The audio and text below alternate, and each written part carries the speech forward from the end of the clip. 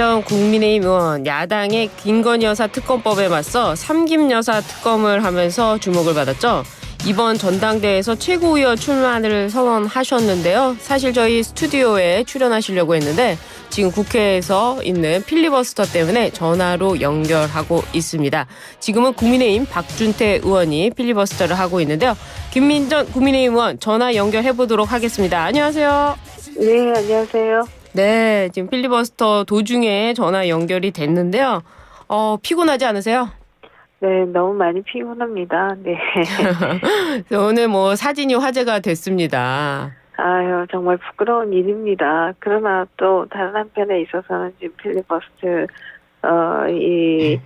그동안의 관례에 없던 일입니다. 사실 그렇죠. 대정부 질문할 때 법안을 장정하는 일은 그동안에는 없었거든요. 네. 그런데 민주당이 바로 21대 국회 마지막 순간에 이것이 제의가 되지 못하지 않았습니까? 예. 그 법안을 또 대정부 질문하는데 동시에 상정을 시켜서 이에 대해서 저희가 굉장히 반발을 하고 있는 상황이고요. 그래서 어저께도 지금 조금 전까지 제가 의사당에 있다가 지금 의사당 밖으로 나왔습니다만은 네. 그 전날도 밤늦게까지 대기를 했고요. 또 제 입장에서는 추경야도 가는 입장이 아니겠습니까? 그렇죠. 전날의 경우에도 또 비전 발표회도 있고 여러 가지 일이 지금 많이 겹쳐가지고요. 체력적으로 상당히 많이 힘든 상황이었고 어쨌든 너무 민망한 일이 벌어졌습니다. 피곤할 수밖에 없는 상황이라는 거죠. 이걸 가지고 누가 비판을 하겠습니까? 대정부 질문 자체에서 이런 표결을 올린다는 것 자체가 이례적인 거 아닙니까? 없었던 일 아닙니까? 네, 그렇습니다. 전례에 없던 일이다. 이렇게 말씀드릴 수 있습니다. 네. 지금 필리버스터가 끝나는 대로 지금 민주당은 특검법을 표결에 붙여서 처리할 전망인데요. 현재 상황 어떻게 되고 있습니까? 네, 그렇습니다. 24시간 동안 필리버스터를 할 수 있도록 되어 있습니다. 네. 그렇게 보면 오늘 오후쯤에는 결국은 처리를 하겠다 이런 뜻으로 볼 수가 있는 것이고요. 네. 사실 이것을 투표로 한다라고 하면 민주당과 또 다른 야당까지 합치면 절대 다수 의석 아니겠습니까? 그렇죠. 그렇게 본다라고 하면 통과될 것으로 예상할 수 있을 것 같습니다. 사실 국회 선진화법이 통과되기 이전에는 야당이 물리적으로 막기도 하고 예. 또 과거에는 국회의장이 의사봉을 잡지 못하도록 하기도 하고 본회의장을 점거하기도 하고 이런 일들도 있었습니다만은 지금은 그런 것들은 다 불가능하고요. 그렇죠. 다 불가능한 상황에서 결국 표대결로 갈 수밖에 없고 그러면 저희가 질 수밖에 없는 상황이다 이렇게 얘기 드릴 수 있습니다. 그렇습니다. 결국에는 통과가 될 텐데요. 이렇게 되면 대통령이 제2요구를 행사할 것이 예상이 되고요. 다시 국회로 재표결이 이루어질 전망입니다. 국민의힘에서 이제는 8표만 이탈해도 이 제2요구권이 무력화되는데 지금 국민의힘 내부에서 안철수, 김재섭 등 찬성 입장을 밝힌 의원도 여럿 있습니다. 현실적으로 막아낼 수 있을까요? 네, 뭐든지 예측한다는 것은 사실은 굉장히 어려운 상황인 것은 사실이고요. 네. 그러나 또 다른 한편에서 본다라고 하면 이 필리버스터를 통해서도 지금 해병대 원특검법을 지금 현재 처리한다는 게 이게 옳지 않다라고 하는 게 상당히 많이 알려졌습니다. 특히 네. 주진우 의원이 굉장히 논리적으로 설명을 했고 아마 그걸 지켜보신 분들께서도 많이 공감하시지 않으셨을까 합니다. 사실 지금 현재 경찰에서 이 안전과 관련된 수사를 하는 이 요원들이 수십 명이 지금 이 사건에 수사를 하고 있고 아마 이 수사 결과 발표가 멀지 않았나 봅니다. 그렇다라고 한다면 수사 결과도 보지 않고 곧바로 특검에 들어가는 것이 옳으냐 이런 문제 제기도 얼마든지 가능하기 때문에요. 사실 국민들도 상당히 많이 공감하셨으리라 생각하지만 저희 의원들도 그렇게 생각하시는 분들이 다수 있기 때문에 또 뭐 지난번 제2 요구가 있을 당시에도 또 우리가 생각했던 것보다 반대 의견이 많기도 하지 않았습니까? 그렇죠. 그래서 예. 뭐 상황은 좀 두고 봐야 할 것이다 이렇게 생각합니다. 예, 또 보면요. 한동훈 후보가 제안한 이 해병대원 특검법 또 변수가 될 거로 보이는데요. 이 당과 정부는 말씀하신 대로 선수사 후특검을 강조하고 있는데 혹시 이 제2 요구가 왔을 때 그 제2 요구에 따라서 재표결을 하지 않고 여야가 제3자가 추천하는 특검법을 다시 새롭게 내놓을 가능성 그것도 있습니까? 뭐 그것은 상황을 좀 봐야 되겠다 이런 생각을 해볼 수가 있는데요. 일단 제2 요구가 되면 네. 표결은 그 법안에 대해서 하도록 되어 있습니다. 그렇죠. 그렇기 때문에 법안을 수정하거나 이런 것은 불가능하고요. 네. 다만 이제 지금 말씀하신 것처럼 제3자의 특검이라는 방식으로 바뀌는 거라고 한다면 그것은 법안이 발의되고 다시 법사위로 가고 하는 그 절차를 다시 밟아야 하는 것이다 이렇게 얘기 드릴 수가 있고요. 아마 그렇게 되는 경우에 있어서는 경찰의 수사 발표도 이미 나지 않을까 하는 생각도 해볼 수가 있을 것 같습니다. 근데 이 지금 제2 요구가 오면은 조국 대표는 민주당 특검법 안에서 아예 그 추천권, 야당의 추천권을 포기하겠다 이렇게 밝혔는데 이렇게 되면 어떻게 될까요? 네, 조국 대표의 얘기가 정확하게 어떤 얘기인지는 모르겠습니다. 제2요구가 왔을 때 그 법안을 바꿀 수 없고 그 법안에 대해서 다시 투표를 해야 된다는 사실을 모르고 하신 말씀인지 네. 아니면 그 제2요구에 대한 그 제2는 표결하지 말고 새로운 법안을 처음부터 다시 시작하자 이런 얘기인지 뭐 이것은 조금 명확하지 않은 부분이 있다 이런 얘기 드릴 수가 있고요. 비교섭 단체 추천권을 포기하겠다고 하더라고요. 네, 그렇다라고 하면 뭐 다시 법안을 발의하고 제2는 포기하겠다 이런 뜻으로 들을 수도 있을 것 같은데요. 뭐 상황은 좀 정리되는 것을 봐야 되지 않을까 하는 생각입니다. 그러네요. 또 다른 편에서 네. 본다라고 하면 조국 대표가 그런 얘기를 한 데에는 지금 현재 법안에서는 민주당과 조국혁신당이 특별검사를 추천하도록 이렇게 되어 있지 않습니까? 그런데 그렇죠. 역대의 분대라고 하면 비교섭단체가 추천한 경우가 단 한 번도 없었습니다. 네. 그렇기 때문에 이것도 국회에는 선례가 굉장히 중요하지 않습니까? 그렇죠. 네, 이것도 선례에 없는 일이다 이렇게 얘기할 수 있죠. 하여튼 조국 대표의 이야기는 이것도 그렇고 저것도 그렇고 비교섭 단체 추천권 자체가 선례 없는 일이다 이렇게 봐야 되겠네요. 네네. 알겠습니다. 이제 그 최고위원 후보로도 나오셨고, 뭐 여성은 최고위원 후보가 단독이시기 때문에 사실상 확정이 됐으니까 전당대회 얘기 좀 넘어가 보도록 하겠습니다. 한동훈 대세론을 깨기 위한 나머지 후보들의 협공이 이어지고 있습니다. 원희룡 후보는 어대하는 언론이 만든 용어다 이러면서 국민적 인기와 당원들의 투표는 좀 다를 수 있다 이렇게 이야기를 하는데 당원들의 입장 어떻게 보십니까? 네, 저도 당원들의 입장을 안다는 것은 참 어렵다라고 생각합니다. 왜냐라고 하면요, 예. 정치적으로 관심이 많고 훈련된 분일수록 그 속내를 알아보는 것은 쉽지 않다. 그렇죠. 이렇게 얘기할 수 있고요. 국회의원들 간에 있어서 무기명 투표일 때에도 상당히 이변인 경우들이 있지 않았습니까? 네. 지금 우원식 국회의장도 이변으로 의장이 되셨습니다만은 그래서 사실 뭐 당원들의 표심이 뭘까 이것을 안다는 것은 좀 어려운 부분이 있다 이런 생각을 하고요. 지금 여론조사도 지지층에 대한 것이지 정확하게 당원이다 이렇게 얘기하기가 어렵거든요. 그렇죠. 그래서 여론조사도 정확한 지표는 아니다 이런 생각을 하게 되고요. 앞으로 뭐 약 한 2주 반 정도 남았는데요. 또 그동안에 표심이 어떻게 또 바뀔지 이런 것들은 좀 지켜봐야 되지 않을까 하는 생각을 하고요. 다만 민주당의 경우에는 아버지 이재명 대표가 뭐 단독 출마할 가능성이 굉장히 높아지고 있지 않습니까? 네. 또 이 최고위원들도 출마를 한다고는 하지만 거의 뭐 아버지의 친자 테스트와 같은 형태로 이루어지고 있지 않습니까? 예.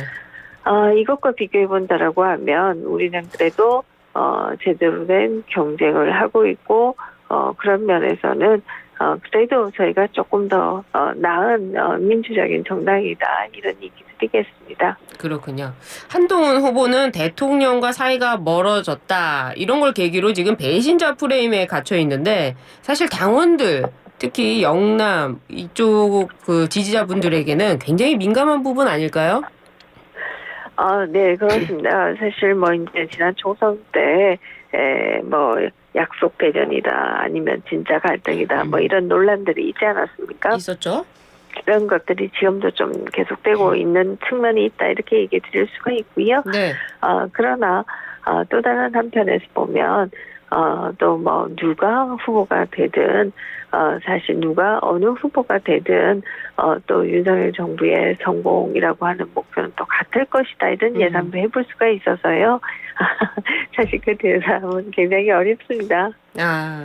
그렇습니다. 아무튼 뭐 영남 당원분들에게는 배신자 프레임이 가장 민감하다 이렇게 뭐 평가되고 있는데 또 나오는 대로 의원님께 여쭤보도록 하겠습니다. 의원님 지금 네네. 보면은 당대표와 특정 후보 간의 런닝메이트로 지금 출마가 되고 있습니다. 이번 전당대회에서 이렇게 함께 뛰는 게 굉장히 특징인 것 같은데요. 어떤 이유라고 보세요? 네, 사실 뭐 이번이 처음이다 이렇게 얘기 드릴 수가 있고요. 네. 과거에도 아름아름으로 당대표 후보와 누가 더 뭐 좀 생각을 같이 한다 이런 경우들은 있었지만 이렇게 대놓고 러닝메이트를 하는 것은 조금 처음인데요. 네. 이게 가지고 있는 장점도 있고 단점도 있습니다. 뭐 장점이라고 한다면 최고위원들 간에 좀 인지도가 낮고 이런 분들의 경우에는 오히려 누구의 러닝메이트다라고 하는 것이 본인의 인지도를 올리는데 도움이 되는 것도 또 사실이라. 물론 지금 현재 또 최고위원님들 가운데에는 인지도가 낮은 분은 안 계세요. 네. 그러나 일반적인 제도론적으로 얘기한다라고 하면 그런 얘기를 드릴 수가 있고요. 그러나 또 다른 한편에서 본다라고 하면 사실 뭐 그렇게 간다라고 하면 그냥 당 대표 선거만 하고 대표가 지명하면 되지 뭐 굳이 최고위원 선거를 하냐 또 이런 말씀을 하시는 분들도 계셔서요. 그러네요. 그러나 또 뭐 어찌됐든 이 우리 보수당의 경우에는 사실 그 동안에 뭐 진보는 부패로 망하고 보수는 분열로 망한다 이런 걱정들을 해오신 분들이 많이 있지 않습니까? 네. 그래서 이것이 분열에 또 단초가 되면 안 되지 않느냐 또 이런 우려하시는 분들도 있어서요. 모든 제도라는 게 사실 잘 운영해야 한다. 운영의 묘가 중요하다 이런 얘기도 드리겠습니다.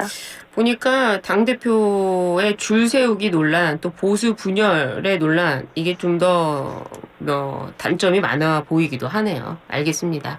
그 민주당은 대장동과 대북송금 사건 등 이재명 전 대표 수사에 관여한 검사 4명에 대한 탄핵안을 발의했는데요.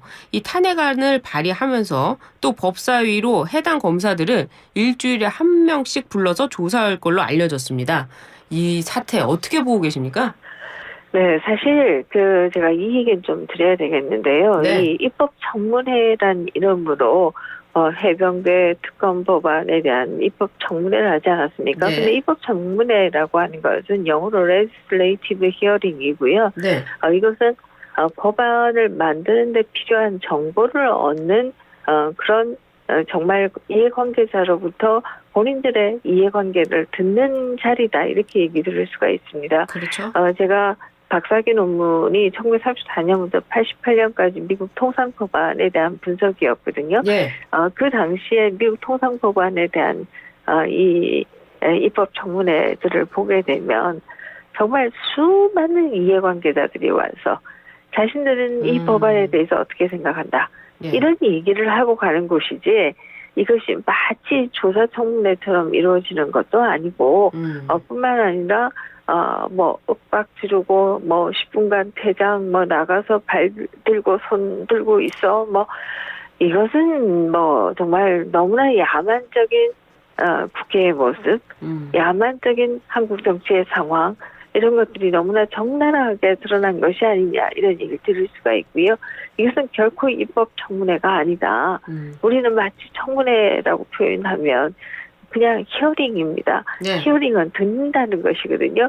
이걸 우리가 청문이라고 지금 번역해 놓은 것인데 청문회라고 하면 마치 의원이 고함 지르고 갑질하는 자리인 것처럼 이렇게 지금 착각하는 구태가 아직도 남아있다라는 생각을 하게 됩니다. 그러니까요. 근데 또 민주당에서는요, 오히려 증인들이 증언 선서를 거부했다. 증인들이 오만했다. 그래서 우리가 이렇게 한 것이다. 이렇게 비난하고 있어요. 어떻게 보세요? 네, 뭐 증언선서라고 하는 것은 우리가 그동안에 각종 청문회에서도 재판 중인 분들은 하지 않는 경우가 굉장히 많았습니다. 많죠. 그 하지 않은 본인이 재판 중이거나 수사를 받아서 증언을 거부하거나 선서를 하지 않는 거 이것은 저는 뭐 윽박질러서는 안 되는 것이 아니냐 이런 네. 생각을 하게 되고요.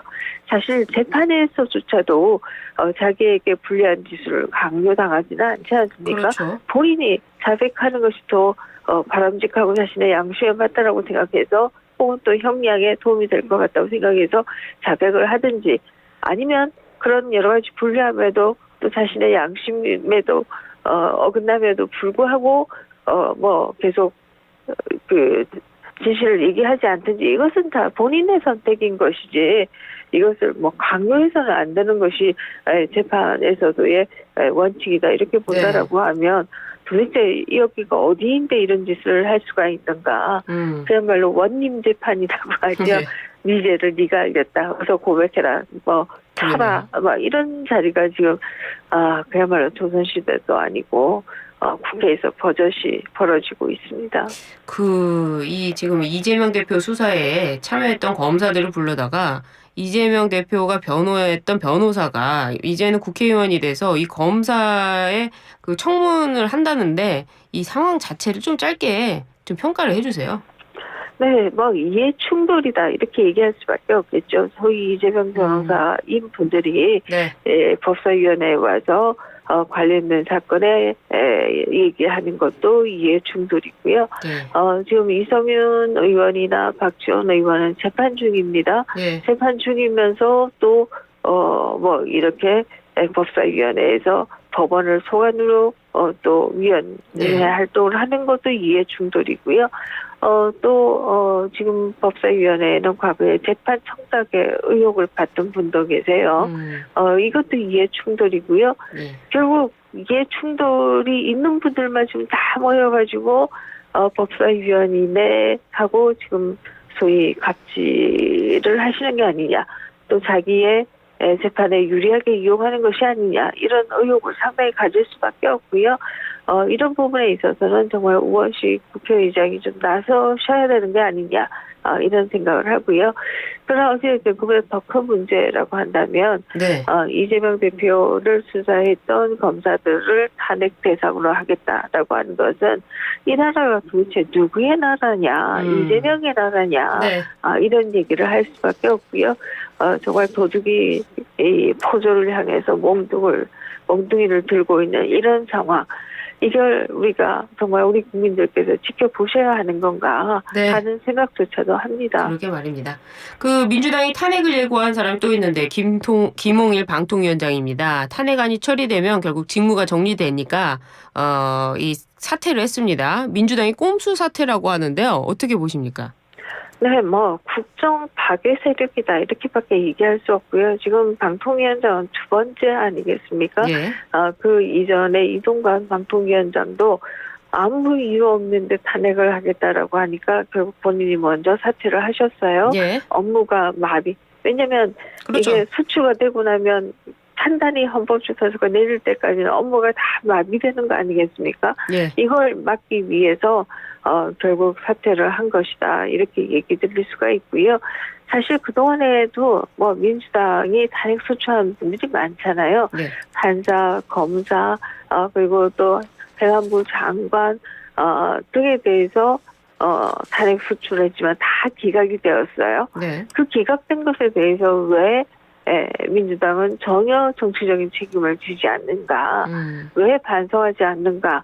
이 탄핵 소추를 한 동안에 그 검사의 업무가 정지되고 행안부 장관의 업무가 정지되고 다 정지되었던 거 아니겠습니까? 그러니까요. 그렇다라고 하면 이것은 민주당은 네. 이 국정 마비 세력이다 이렇게밖에 볼 수 없겠죠. 국정 마비 세력, 국정 파괴 세력이다. 알겠습니다. 윤석열 대통령 탄핵을 요구하는 청원이 어제 100만 명을 넘어섰다고 하는데 대통령실은 위법이 없는 한 불가능하다 이런 입장을 냈습니다. 정치학자로서 어떤 의미가 있다고 보십니까?